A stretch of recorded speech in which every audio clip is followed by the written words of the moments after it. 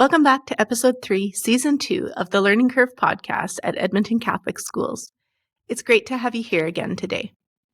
In this episode, we are exploring the impact of positive reinforcement, an important factor in creating positive learning environments.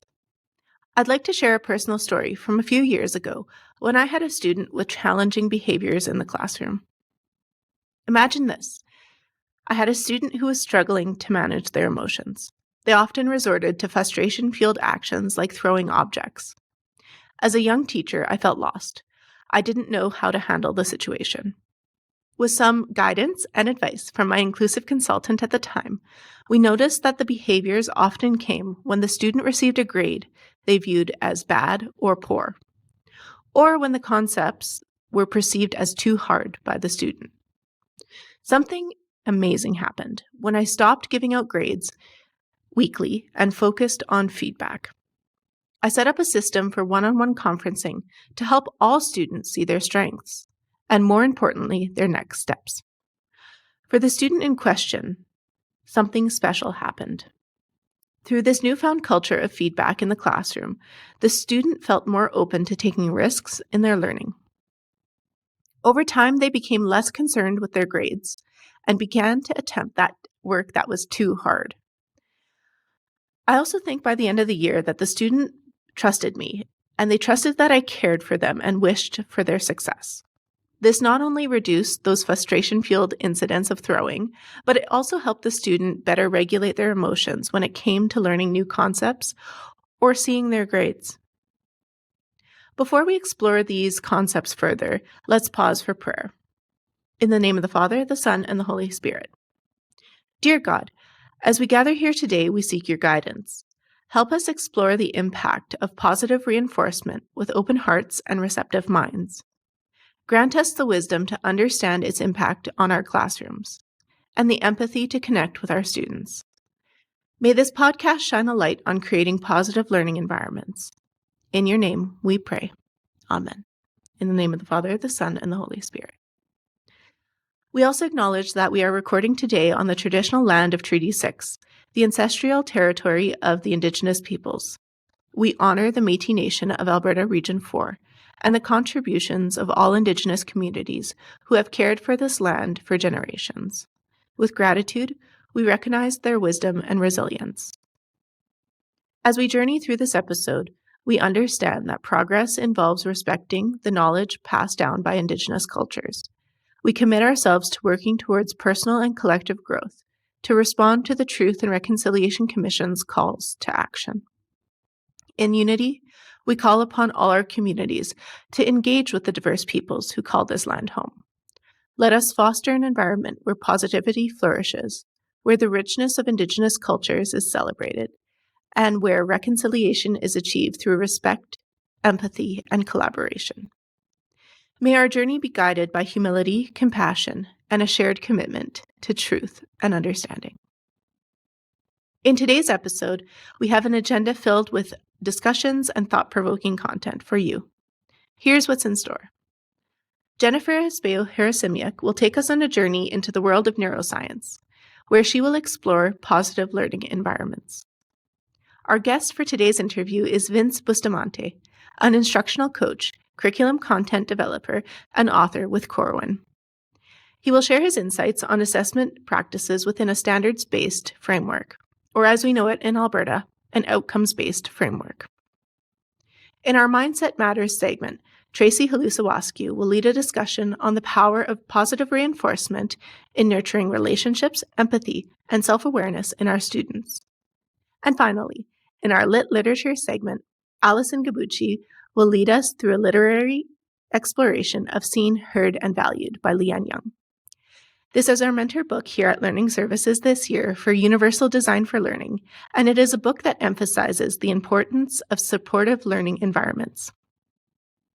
That wraps up our agenda for today's episode. Let's dive in.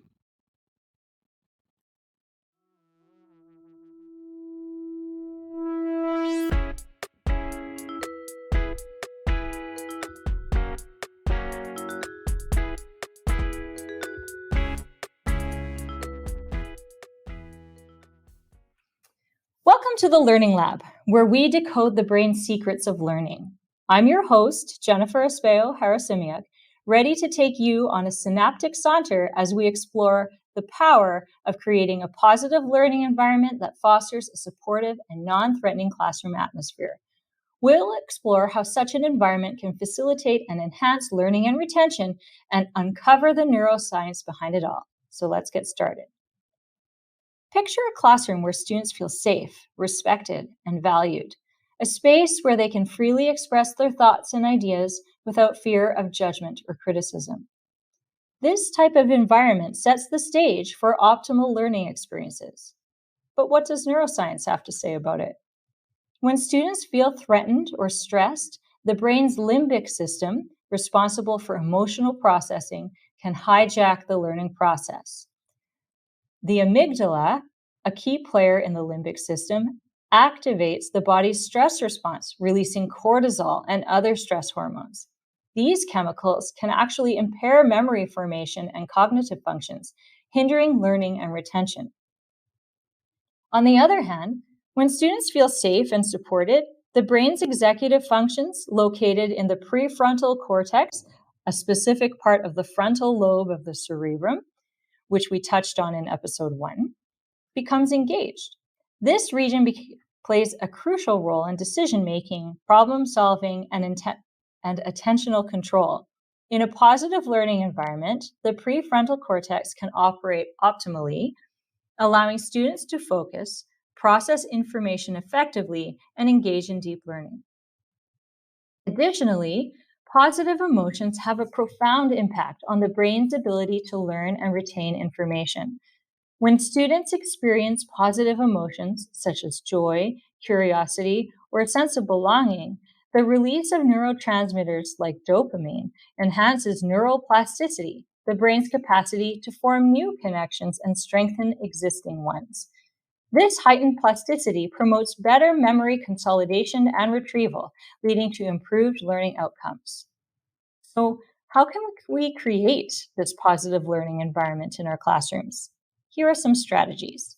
Number 1, build relationships. Foster strong connections with your students by showing genuine interest, offering support, and practicing empathy. Encourage peer-to-peer relationships and collaborative learning to promote a sense of belonging and trust. Number 2, encourage risk-taking. Create a culture where mistakes are viewed as opportunities for growth and learning. Emphasize the value of effort, persistence, and resilience.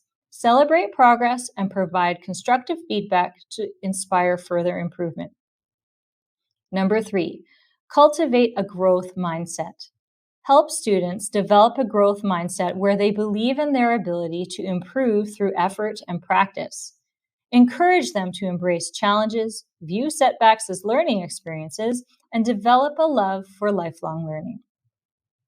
By implementing these strategies, we can create a positive learning environment that nurtures the brain's optimal functioning, promotes emotional well-being, and boosts students' learning and retention.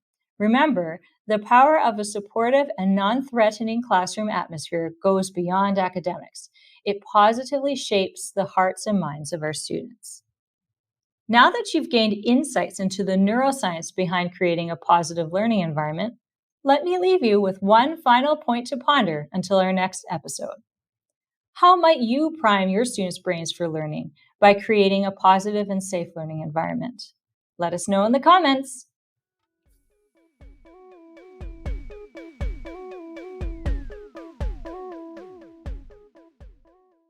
Today for our interview, we have Vis Bustamante. He is a Calgary-based instructional coach, curriculum consultant developer, and author who has co-authored 2 best-selling books with Corwin. Welcome, Vince. Hi, Julia. Thanks for having me. I'm looking forward to the conversation. Tell us about yourself and what brought you to consulting. Sure. Yeah. So I am a teacher. I have been a teacher. I worked for over 13 years for Edmonton Catholic Schools as a social studies teacher, a curriculum consultant. And then when I was a curriculum consultant, I attended a conference, a visible learning conference that was put on by John Hattie. And in conversations with certain people. They liked some of the ideas I had, and I kind of literally fell into writing my first book, Great Teaching by Design. And then kind of when your book hits a certain level of status, bestseller level, the company kind of wants to hire you to facilitate workshops across North America. And that was kind of right in the middle of the pandemic. So all of the workshops were virtual. And then when the distance learning kind of stopped, Corwood had approached me to do this on a more full-time basis. And there's some school districts that I work with more intensely. So I stepped away from formal education districts for a little bit. And this is kind of my first year that I'm independently consulting through Corwin. So that's kind of how I got into it. Showcases all the opportunities we have in education beyond teaching in the classroom. It seems like the further you get into education outside of the classroom, the more kind of it blooms and there's more opportunities. Yeah, exactly.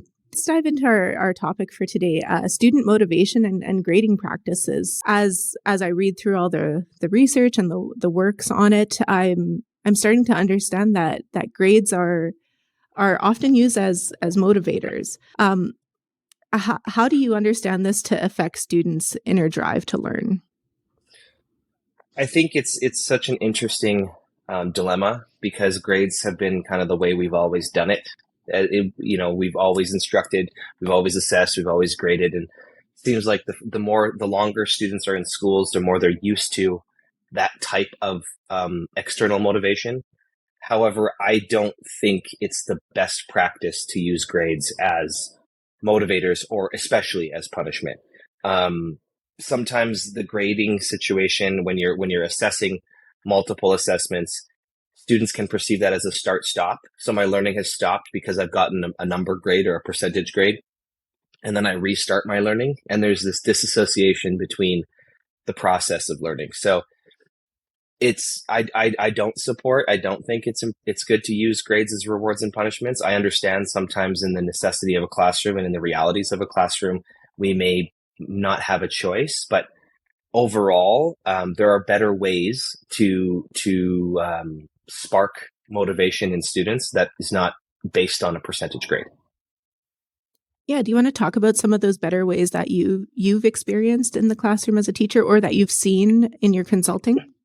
Yeah, so one of my big focuses for assessment is process focused over product focused assessment, and what I mean by that is a lot of times when we grade something, it's a series of products, right?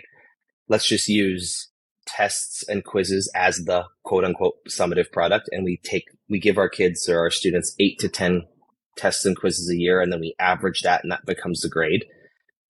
That doesn't seem motivating to me. So I advocate for a process-focused type of journey where students are able to show mastery in that assessment or in their skill. And so we pull the skills across the school year, and then students had to have multiple opportunities to share or show what they know, and that just keeps growing their grade. So rather than a snapshot in time, the final assessment is a culminating product of growth, which is more attuned to how most of the real world works anyway, right? If you're in your second year as an assessment and reporting consultant, you've probably grown exponentially since your first day. And I don't want to spend time as an employer evaluating you as an individual based on your performance in the first week. Rather, if it's where you are now, and that's to me is more motivating for students.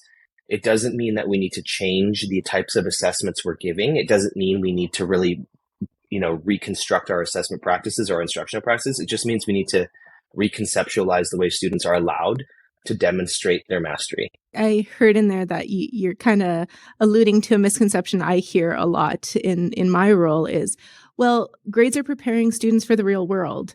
But in fact, when do we get graded in the real world? And when do we never have an opportunity to redo something or try again or improve? I think too, with the way that technology is going, and so now when we grade, we're also fighting this AI situation. Has a student created this based on ChatGPT? Has a student created this Have they found this answer somewhere else? Are they plagiarizing? And we worry a lot about cheating. And we do spend a lot of effort trying to stop students from cheating rather than asking why. Like, why do they feel like they need to cheat? Are we backing them into a corner and saying, you need to do this assessment now because it's going to prove whether you know what you're doing? And then that when they get backed into that corner, they seek out any other opportunity that's not actually learning and proving what they know, right? So they're spending lots of effort figuring out a way to finish the task rather than being able to demonstrate what they know and do not know. So in a traditional grading framework, often, like if I'm thinking back to when I was in high school, the total calculations for my teacher's grade books were based on assignments and tasks. And we know that from the research and from the efforts in Edmonton Catholic schools that we're moving more towards a standards-based practice or outcomes-based practice and grading setup. Can you talk to how you understand this framework? Sure. Yeah. So obviously interchangeably used. I work in Canada and in the United States. The United States, they call it standards-based, or where I am right now in California, they call it standards-based. Edmonton Catholic uses outcome-based. Same philosophy, which is students have multiple opportunities to demonstrate mastery according to an outcome rather than a product. So you were saying you have a series of assignments. Oftentimes your assignments may include multiple outcomes lumped together, and then your assessment is just on the assignment rather than the outcomes within your assignment. And when we really break down assignments into outcomes, we can see a more specific pattern of knowing and not knowing, right? So for example, if you are a high school teacher and you're giving a unit test, quote unquote, that hits 4 or 5 outcomes, and you're not labeling or indicating which questions associate with which outcomes, you don't actually know where the student is demonstrating proficiency and where they're not demonstrating proficiency. So an outcomes-based or a standards-based reporting philosophy is that we evaluate our students' learning based on individual outcomes and standards so that we can have a better determination of what they know and do not know. And the other thing that I personally believe in when it comes to that is students have multiple opportunities to demonstrate mastery. And when they get to that mastery, rather than average out the rest of the assessments, that final mastery demonstration indicates that they've actually learned something. As I've been talking about this with teachers, a question that comes up is, okay, I'm in the process of shifting my practice. I understand that I need to collect evidence of student learning and then report on the outcome in the end. But how do I organize this, and how do I keep track, or how do I give that multiple modes and not get overwhelmed myself as the teacher? Yeah, I think first of all, it's a rigorous shift. I think we should acknowledge that. It's a shift from breaking decades of traditional grading practices and now shifting to something new is complicated, and there's going to be those growing pains, which are fine. Like, I think we need to accept that there are going to be growing pains. But one of the biggest thing, the first thing that I recommend when you shift is just going into your existing assignments and blueprinting them, determining what of my existing assignments hit which parts of these outcomes, because it tells a really interesting story, right? So when I was working for Edmonton Catholic Schools, we started this process before the common formative assessments came in. We started a process where I had grouped high school department heads together to just blueprint final exams to determine how many of my questions are coming from related issue 1, how many are coming from related issue 2, and how many are coming from related issue 3. And independently, each school had a different measurement. So different amount of questions for each related issue, which is problematic in itself because the related issues are not weighted equally and the outcomes are not weighted equally. So blueprinting really opened our eyes, and we had these great conversations like, why are there 25 questions from this one micro outcome? Just because there's a lot of content that we can pull from, right? So blueprinting, I think, is a really great way to start. And then accepting the fact that students grow over a school year and that whatever they show at the end is better than what they did at the beginning, and we should stop averaging those scores. Those are wonderful beginning tips for teachers looking at embodying this standards-based or outcomes-based mindset. How do you think standards-based or outcomes-based frameworks support intrinsic motivation for students? I think when it's communicated to students properly, it can develop that intrinsic motivation. Students, well, let's be honest, it takes us, a group of teachers and professionals, a long time to actually figure out what outcomes-based reporting is or what standards-based reporting is. Once we figure that out, we owe it to our students to communicate what the outcomes-based process is. Because if we are they're just going to perceive another assignment as another assignment.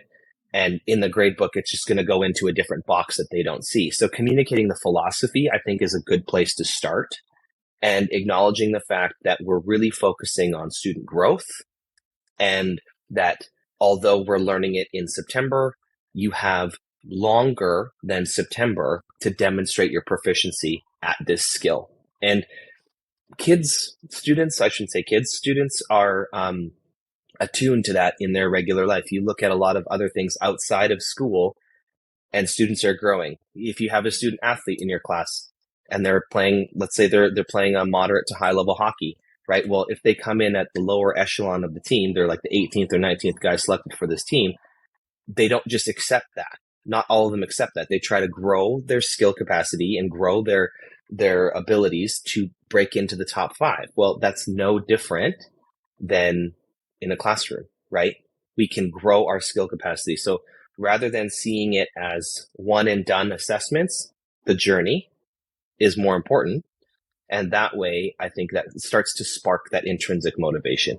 Yeah, I really appreciate that analogy of the sports team. And it's not about just the game at the end. It's everything you're doing leading up to the game. Another question that I'm getting from teachers is, or maybe a comment that I'm getting from teachers, or a problem that they're looking to solve is, my students are always asking me, is this for marks? And they don't want to do the task unless it's for marks. I think we're alluding to that conversation to have with students and building that up. But what would you recommend to teachers who are seeing that problem prominently in their classrooms? That's a hard one to navigate around. Again, going back to the fact that depending on the age or grade you teach, you're breaking down previous years of that construct, that everything was for marks and everything counts. When I was in the classroom prior to outcomes-based reporting, I kind of dabbled in this mastery learning thing that was part of the high school redesign program, like back in 2015.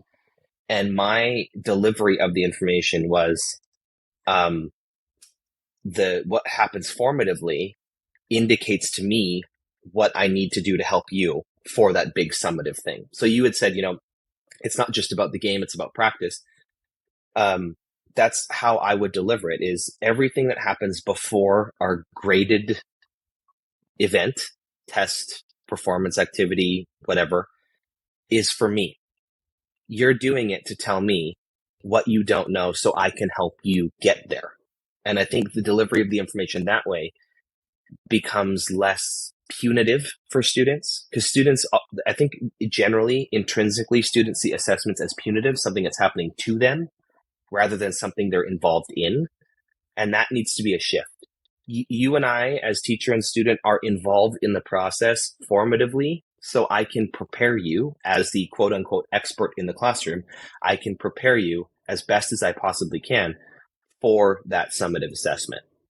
So everything doesn't have to be for grades. If everything's for grades, then nothing's for grades, really, right? Because kids are just going to do it for the sake of doing it. They're not going to do it for the sake of sharing their understanding.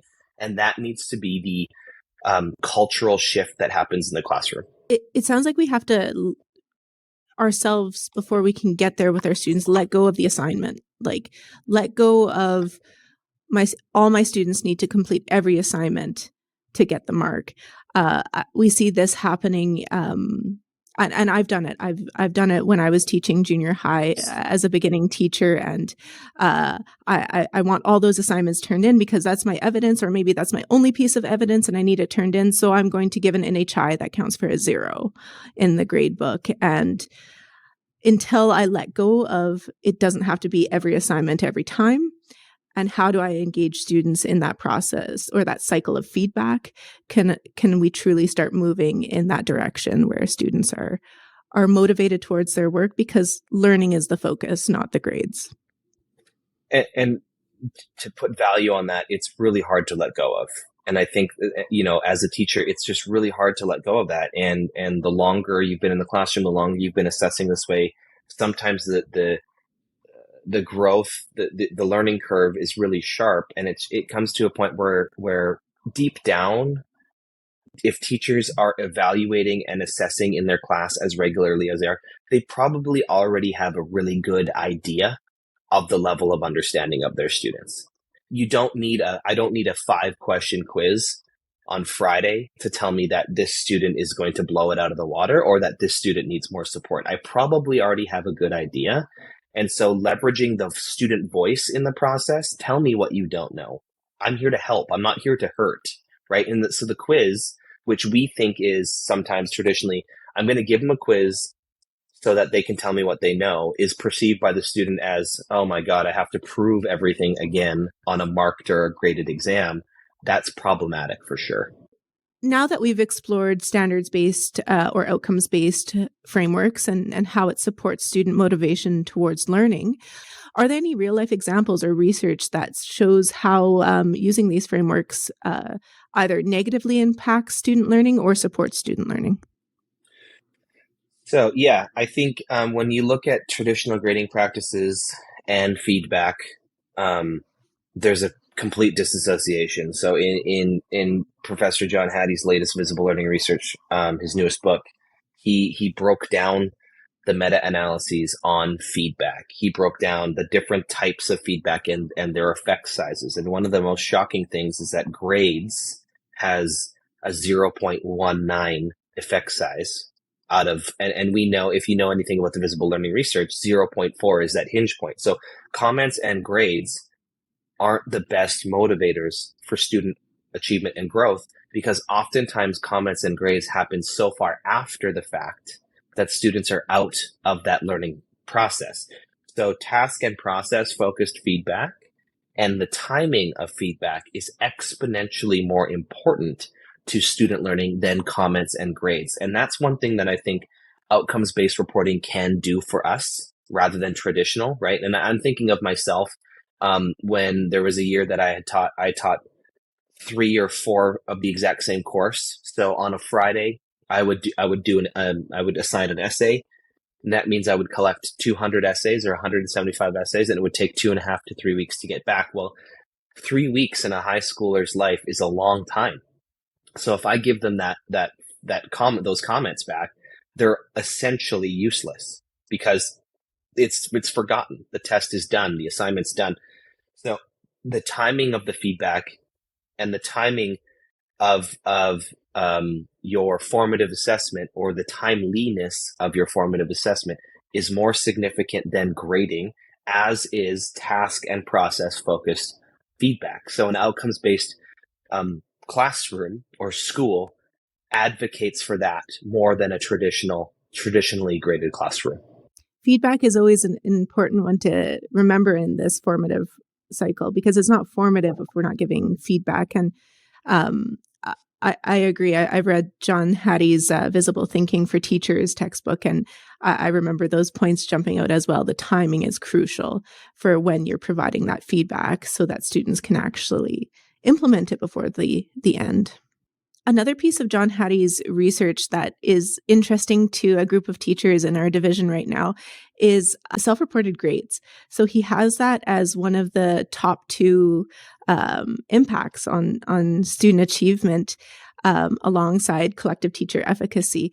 And this group of teachers who we're working with are working with Sarah Zerwin's Pointless, and they're trying to de-emphasize the grade in the classroom and focus on that formative and only grade when they have to grade at the end of the cycle.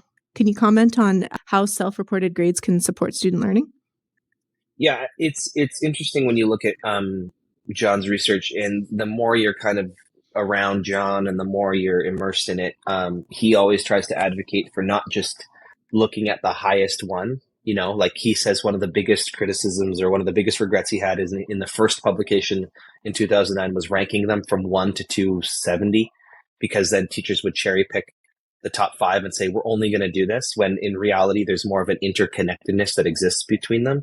But when we look at self-reported grades, all of the things we've talked about are attached to self-reported grades. You can't have self-reported grades without appropriate formative assessments. You can't have self-reported grades without a feedback cycle. You can't have self-reported grades without students experiencing that cultural shift of assessment and reporting. Not to say that self-reported grades can't be done, but I'm just saying they're all kind of attached. Now, when we look at self-reported grades, I think it's significant to acknowledge the fact that students have a really good idea of where they are, and oftentimes a better idea than when the teachers have an assessment. And I used to say, you could design the world's best exam, world's best quiz, give it to a student, but unless we can physically, get into their brain and see what's going on, we don't know. They're hiding things. And there's reasons why they hide those things. Teenagers, elementary students are all experiencing different growth patterns and changes biologically that may lead to, they're just withholding information. Or maybe our classroom isn't seen as a safe place to share a lot of that information, and that permeates into what they show us in terms of academic achievement. So self-reporting grades or self-reported grades and students tracking their progress has a huge impact on growth and achievement, but necessarily can't be done on its own individually without all of the other environmental factors that we've talked about. If you could give your top couple strategies for educators to use to encourage students to do their best work without relying on grades as motivators. So for me, there are a few formative assessment strategies that I love that are not graded or not based on points. The first is a single point or a 1 point rubric. I love single point and 1 point rubrics, especially if they are linked to success criteria that's being used in the classroom. Having those as a feedback tool works really nicely. So if you're listening to the podcast and you don't know what single point or 1 point rubrics are, there's some really great articles out there on the Cult of Pedagogy blog website that kind of introduces what they are. But for me, I use them as feedback mechanisms. So in classes that I used to teach and in classes in schools that I'm working with now, students have to provide a blank or a completed single point rubric prior to submission of a product. And we use that as a regulator for whether we think students are ready. So that's one really great strategy. Another really great strategy that I'm sure a lot of teachers are already using, but I cannot speak highly enough of, is color coded feedback. So red dot and green dot focused feedback. So it works for two reasons, and I'll be very, very kind of honest in both reasons. If you're a teacher who has piles and piles of grading to do, essays, whatever, and we kind of take a lot of time writing the comments only to have the students never look at them and throw them in the bin, they're done once they see the number. My advocation is, once you have pre-established criteria for success, you would code red and green necessarily. So red would indicate has not met the success criteria. Green would indicate has met and exceeded. And you just return the assignment with red and green dots, withhold the total grade points, and the students don't get their total grade points until they give themselves the comments or give a peer a comment. So what used to be an assignment that was submitted and then returned and kind of died, right? Because the kids don't care about it anymore, now becomes another tool of learning. So you would hand in your essay to me. I would give it red dot and green dot. I'd return it to you with the success criteria, and it's your responsibility to make those determinations. Why did I get red? Why did I get green? When you return that formative assessment to me, I then give you the grade. So it's a complementary thing to a major summative assessment, but can also be done independently. It can also be done in a formative kind of manner. So those are two. They're not fancy. They're not groundbreaking. I'm sure you've probably heard of both of them, but those are my two favorites, and both of them leverage more student voice in the process of assessment. Thanks for sharing. And I think it's really important to reemphasize on the red dot, green dot. No points, no grade in that process. Really let students do the thinking and apply the feedback. Mm-hmm. Exactly. So, a question that I didn't have on the list for you, I'd like to ask is, with all the consulting work you're doing across Canada, in the United States, or wherever else in the world you end up, what are some of the common themes that teachers are working on in assessment? There is a shift now away from traditional grading towards standards-based. I do a lot of work in California, just currently. That just seems to be where they're hiring me. And there's this shift towards or away from traditional grading for multiple reasons. A lot of the schools that I work in are in tougher demographic areas, lower socioeconomic status, and the kids are quote unquote achieving below standard. Like the kids, are coming in at sixth grade, and in the sixth grade class, 40% of the kids are reading at a second or third grade level. And it has come to the point where teachers don't see the value in traditional grading. It doesn't make sense for me to grade them against sixth grade standards if they can't even read beyond a second or third grade level. So the shift to standards and the shift to process and progress is more significant in these classrooms. That's one thing. I would also say there is this universal shift away from right and wrong, more like proof and not proof, in the sense that right and wrong, a black and white assessment doesn't share enough information to the teacher on what the students do or do not know, right? I can, on a diagnostic assessment or a pre-assessment, I can just guess my multiple choice questions. And if the students are smart enough to game the system, they'll purposely get everything wrong, because on the post-assessment, it'll show monumental growth. That doesn't serve a purpose at all for anybody. So we're trying to leverage more student voice in the assessment process. Right now in Edmonton Catholic Schools, we have EDIAR, which is Equity, Diversity, and Anti-Racism efforts, and we have a whole team leading that. But in assessment, one area that we've been talking about is equity and how standards-based or outcomes-based systems promote equity for all learners. Yeah, I think too, one of the things that you can, if you attach the equity piece to it, is oftentimes teachers choose the medium in which something is completed. And we have to remember that our outcomes should dictate the medium, right? So example, and I'll use my case from a classroom teacher perspective, is I collected a lot of things in writing, even though there was no requirement that students had to write it. That was my requirement. And that is not an equitable assessment practice, especially when you measure them against the outcome that just says explain, right? If explain can mean anything. Explain can mean a conversation. Explain can mean an artistic interpretation.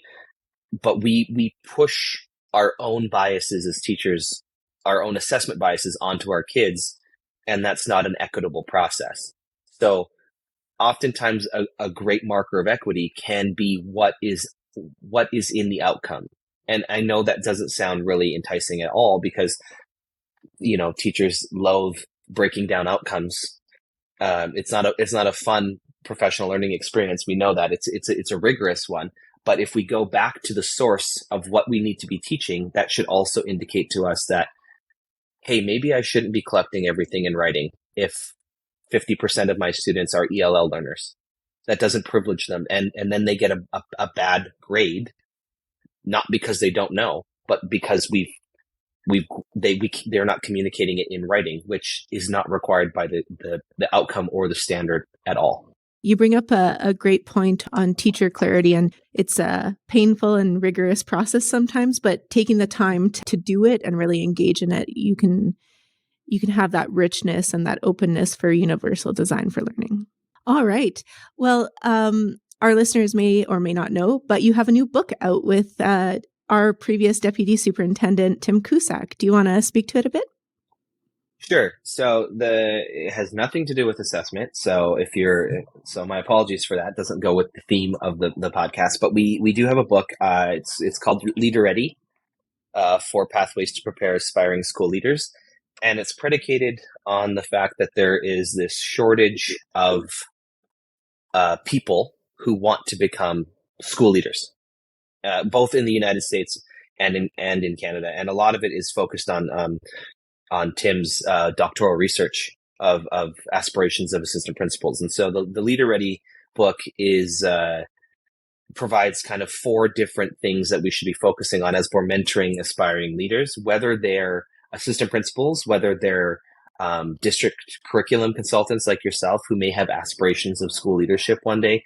We created 4 pathways that we should be focusing on that are more deliberate. We're being more deliberate in the preparation of those leaders, rather than just this standard, let's just thrust you into the seat. And although not as common in Edmonton Catholic schools, it's more common in the United States for teachers, school teachers, especially in smaller districts, to just go directly into principalship.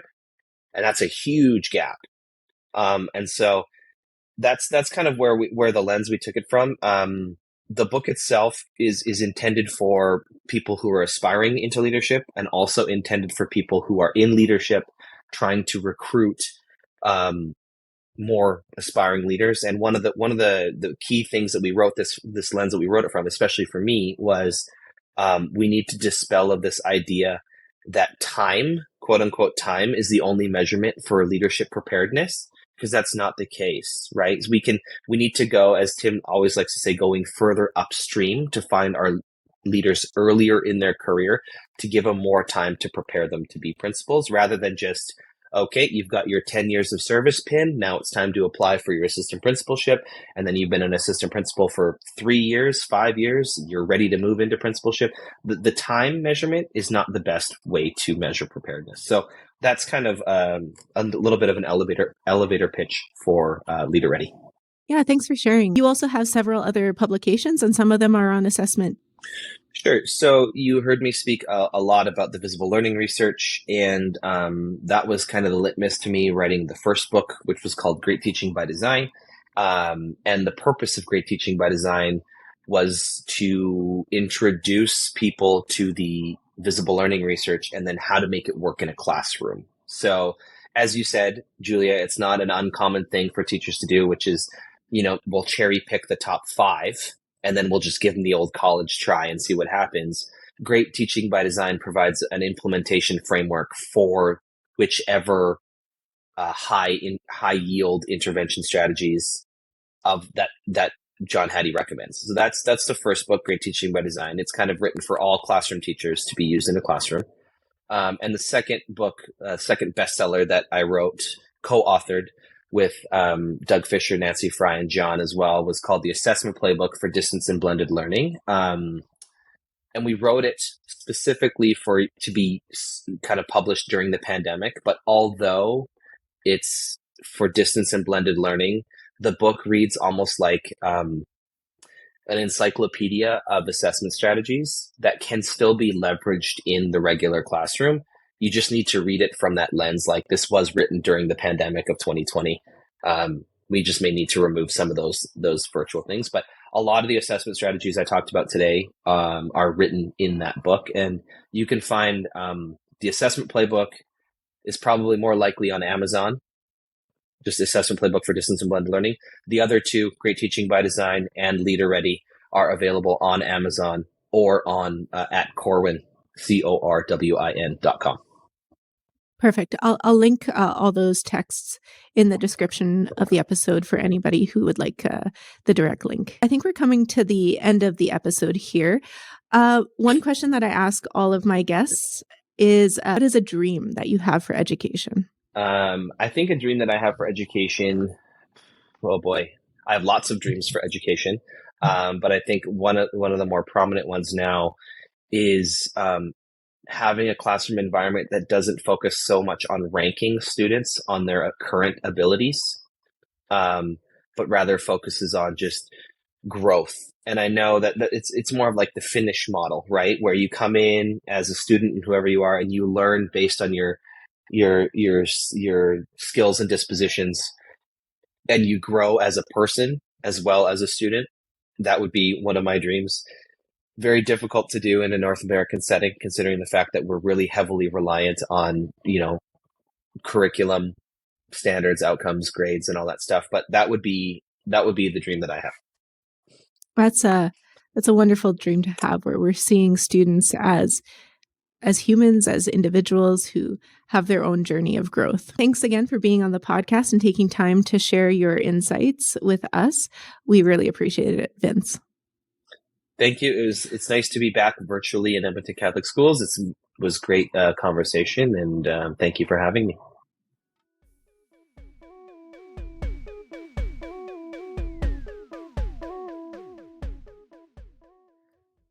Positive reinforcement is a powerful tool that can transform the classroom environment and enhance student learning. When used effectively, it not only boosts students' self-esteem, but also nurtures their desire to learn and grow. So how can teachers provide effective praise and encouragement? First and foremost, it's crucial to be specific in your praise.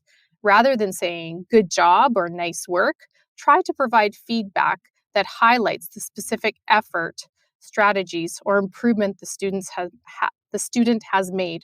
For example, you could say, I noticed how you revised your essay and included strong supporting evidence. I can see that you have focused on the feedback that you received in order to improve your writing. Secondly, encourage a growth mindset. Help your students understand that intelligence and abilities can be developed through effort and perseverance. When praising their achievements, emphasize the process they went through, the strategies they used, and the obstacles they overcame. This will instill a belief that hard work and resilience leads to success. For instance, you could say, you struggled with that math concept at first, but you persisted, asked questions, and now you've mastered it. Your dedication and willingness to learn has paid off. Another effective strategy is to provide meaningful feedback. While praise is important, constructive criticism plays an equally vital role. When providing feedback, focus on students' efforts and progress rather than labeling them When providing feedback, focus on the student's effort and progress rather than labeling them with a fixed trait. This helps students understand that mistakes and setbacks are part of the learning process and can be stepping stones to improvement. For example, you can say, I appreciate the effort you put into this project. You've made great strides, and here are a few areas where you can continue to grow. Finally, foster intrinsic motivation by connecting students' interests and passions to their learning experiences. Encourage them to explore topics that genuinely excite them and provide opportunities for choice in how learning is represented. When students have a personal investment in their work, they become more engaged, enthusiastic, and self-motivated to excel. Celebrate their unique talents and encourage them to take ownership of their learning journey. Remember, positive reinforcement isn't about empty praise or sugarcoating. It's about recognizing and appreciating the efforts and progress of your students, motivating them to reach their full potential.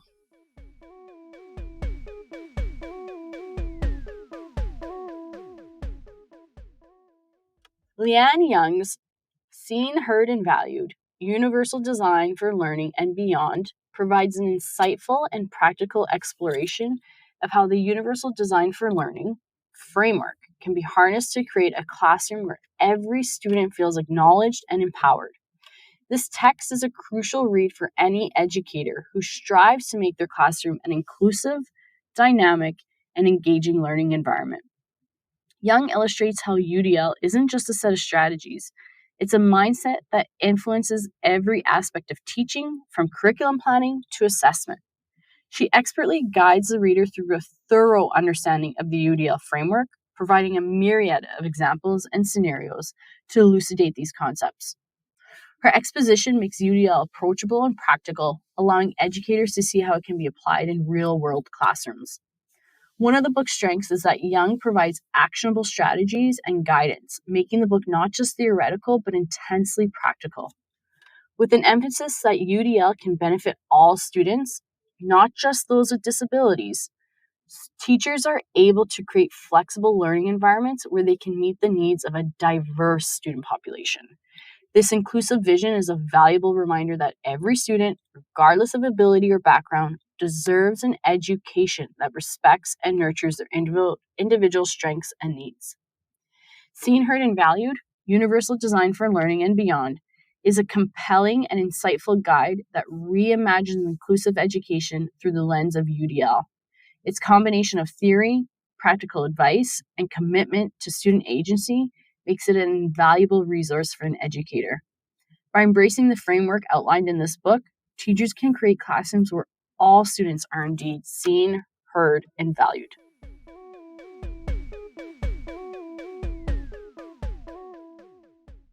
As we near the end of the episode, we'd like to thank Vince Bustamante again for his interview for us today, and to you, our listeners, who make this podcast possible. Stay connected with us on Instagram at ECSD Learning and subscribe to the podcast for updates on future episodes. We hope today's episode has inspired you to embrace positive reinforcement and create your own supportive learning environments for your students. As you continue this journey of growth, may you find fulfillment and meaningful connections. Thank you for being a part of the Learning Curve ECSD podcast.